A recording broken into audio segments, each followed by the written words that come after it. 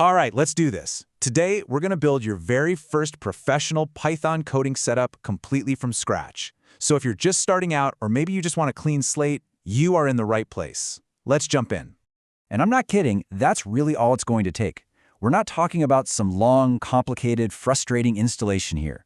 In just the next couple of minutes, you will have a full-blown, pro-level setup, and you'll have already run your very first program. So let's get to it.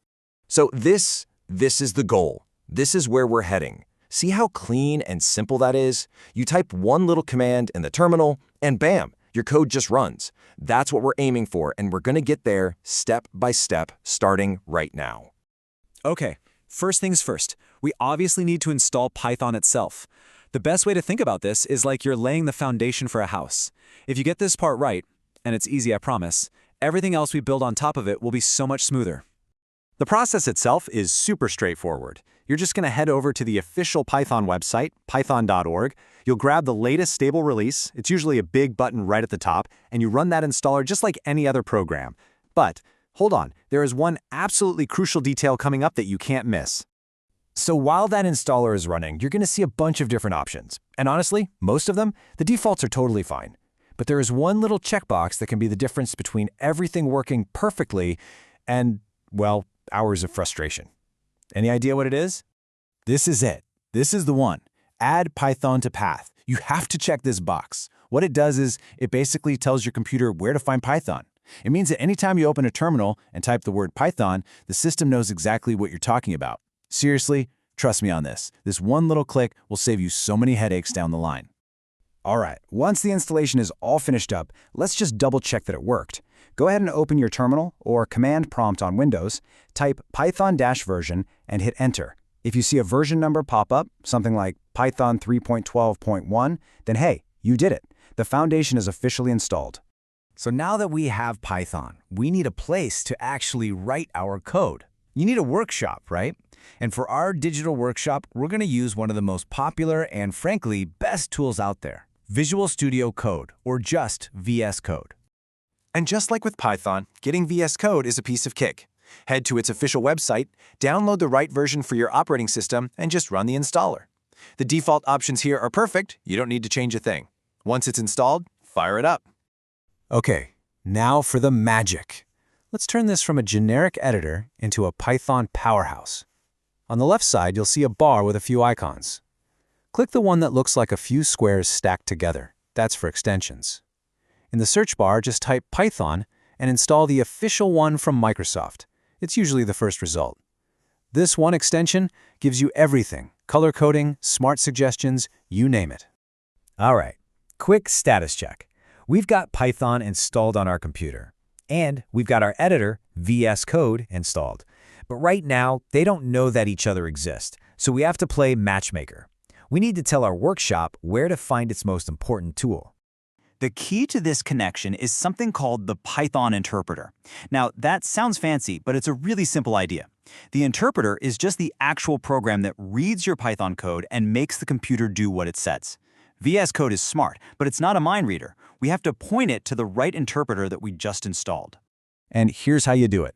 Press Ctrl-Shift-P all at once. This opens up something called the command palette, which is kind of like a search bar for everything you can do in VS Code. Just start typing Python select interpreter and click on that option when it appears. From there, just choose the version of Python we installed earlier, and that's it. They're now connected. Okay, this is it. The foundation is laid, the workshop is set up, all the tools are connected. It is time for liftoff. We are about to write and run our very first piece of Python code in our new professional setup. This is the moment we've been working towards. So inside VS Code, just create a new file. The very first thing you should always do is save it. Give it a name and make sure it ends with .py, like hello.py. That little extension tells VS Code that this is a Python file.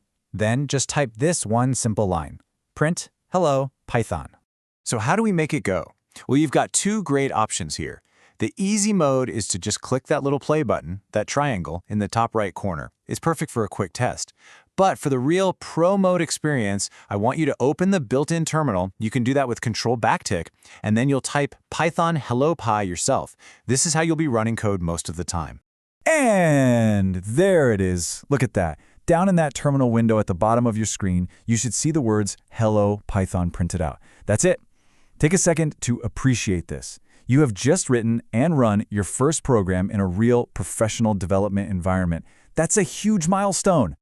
You've already done it. You've achieved the main goal. You could totally stop here and start building amazing things. But if you want to take your setup from great to truly top tier, let's just look at a couple of optional things that I highly recommend. First, a few more extensions. Pylance gives you incredible, super smart code suggestions. It's like it knows what you're thinking. The doc string generator helps you write professional documentation for your code with just a couple of clicks. And Code Runner is awesome for when you just want to quickly test a single line or a small chunk of code without having to save a whole file. Now here's a real pro tip: virtual environments. As you start working on more projects, you'll notice that one project might need a certain tool, while another project needs a different version of that same tool. To stop them from clashing, pros use virtual environments. They're like little isolated sandboxes for each project, making sure that what you do in one doesn't accidentally break another.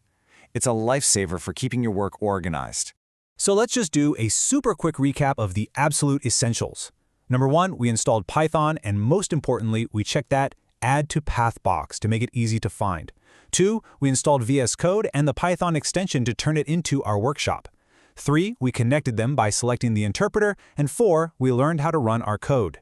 These 4 things are the absolute pillars of your new setup. And that's it. We're done. Your professional environment is set up. It's ready to go. You've got the tools, you've got the knowledge, and you've already proven you can do it. So the only question left is, what are you going to build first? What problem out there are you going to solve with code? The sky's the limit. Happy coding!